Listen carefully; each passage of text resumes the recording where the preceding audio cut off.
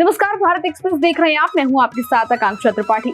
दिवाली, जिसे दीपों का उत्सव या फिर दीपोत्सव कहा जाता है, भारत में सबसे प्राचीन और महत्वपूर्ण पर्वों में से एक है और इसका अर्थ दीपों की पंक्ति, जो कि अंधकार से प्रकाश की ओर बढ़ने का प्रतीक है, ये इसका अर्थ होता है।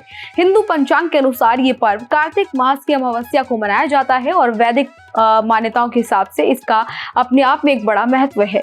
वैदिक प्रार्थना तमसो मा ज्योतिर्गमय का सार भी इसी त्योहार में झलकता है। बता दें कि इतिहासकारों और पुरातत्वविदों की अगर बात की जाए तो उनके अनुसार दीप जलाने की परंपरा अत्यंत प्राचीन है। सिंधु घाटी सभ्यता से ये जुड़ी हुई है और लगभग 8000 साल पुरानी है और इसकी वजह से ही ये परंपरा काफी महत्वपूर्ण रखती है। और दीपक जो है, मिट्टी के दीपक भी इसमें काफी खास विशेष महत्व और इम्पोर्टेंस रखते हैं। बता दें कि जिससे ये साफ होता है कि उस समय भी प्रकाश पर्व जैसी परंपरा प्रचलित थी। ये परंपरा आगे चलकर दीपोत्सव या दिवाली के रूप में विकसित हुई। प्राचीन काल में दिवाली का त्योहार यक्षों और गंधर्वों को उत्सव के तौर पर उनके उत्सव के लिए मनाया जाता था। उनका उत्सव इस त्योहार को कहा जाता था। ऐसा कहा जाता था कि इस रात यक्ष अपने स्वामी कुबेर के साथ आनंद मनाते हैं। प्रारंभ में कुबेर की पूजा की जाती थी, लेकिन बाद में ये परंपरा देवी लक्ष्मी से जुड़ गई।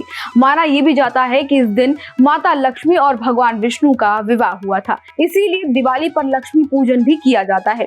धन और बुद्धि के संगम का प्रतीक भी इस दिन को मानते हैं। दिवाली के दिन गणेश जी की भी पूजा की जाती है। गणेश जी की पूजा के साथ साथ रिद्धि सिद्धि की भी पूजा की जाती है। रिद्धि सिद्धि के दाता गणेश को मंगल का देवता कहा जाता है और ऐसे में उनकी पूजा से भी लोगों को काफी अच्छा कहीं ना कहीं रिजल्ट मिलता है, मंगल उनका होता है। इस दिन समुद्र मंथन से देवी लक्ष्मी और धनवंतरी के प्रकट होने की कथा भी जुड़ी हुई है। कुछ परंपराएं ऐसी भी हैं जहां पर माता काली के प्राकट्य की भी पूजा यहां पर मानी जाती है और विशेषकर बंगाल में, पूर्वी भारत में देखा जाए तो ऐसी मान्यताएं भी हैं जहां पर काली माता से भी इसकी परंपरा जुड़ी हुई है।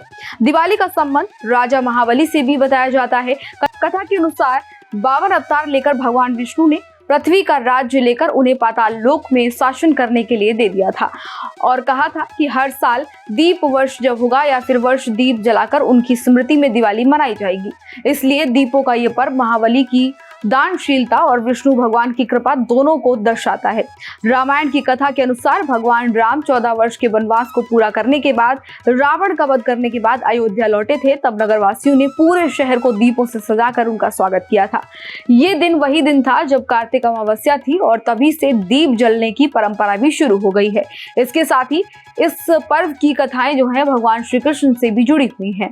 कैसे, वो भी आपको बताते हैं। मान्यता है कि नरकासुर का वध करने के बाद गोकुल वासियों ने दीप जलाए थे और दीप जलाकर हर्षोल्लास किया था। इसके अगले दिन गोवर्धन पूजा और अन्नकूट महोत्सव मनाया गया था, जो दिवाली के 5 दिन के उत्सव में शामिल होता है। यानी कि दिवाली के जो 5 लगातार उत्सव होते हैं उनका ही हिस्सा इसको माना जाता है। इसके अलावा माता महाकाली के प्रकट होने की कथा भी दिवाली से जुड़ी हुई है। देवी ने जब राक्षसों का संहार किया तो उनका क्रोध शांत करने के लिए भगवान शिव ने उनके चरणों में लेटकर उन्हें स्थिर किया। इसी कारण बंगाल में दिवाली को काली पूजा के रूप में भी मनाया जाता है। हर प्रकार की दिवाली अपने आप में एक महत्व रखती है और इस प्रकार दिवाली केवल एक पर्व नहीं बल्कि अनेक धार्मिक, ऐतिहासिक और सांस्कृतिक घटनाओं का संगम है।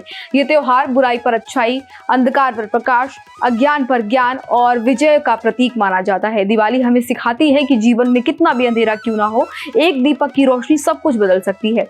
यही दिवाली का असली संदेश है और इसी तरह से दिवाली को लोग बड़े ही हर्षोल्लास के साथ हर साल मनाते हैं। प्रकाश, विश्वास और समृद्धि का उत्साह दिवाली को कहा जाता है। तो आप सभी को दिवाली की भारत एक्सप्रेस की तरफ से बहुत सारी शुभकामनाएं और आप भी अपनी दिवाली बहुत ही सुरक्षित के साथ साथ बहुत ही खुशहाली वाली जरूर मनाएं। नमस्कार।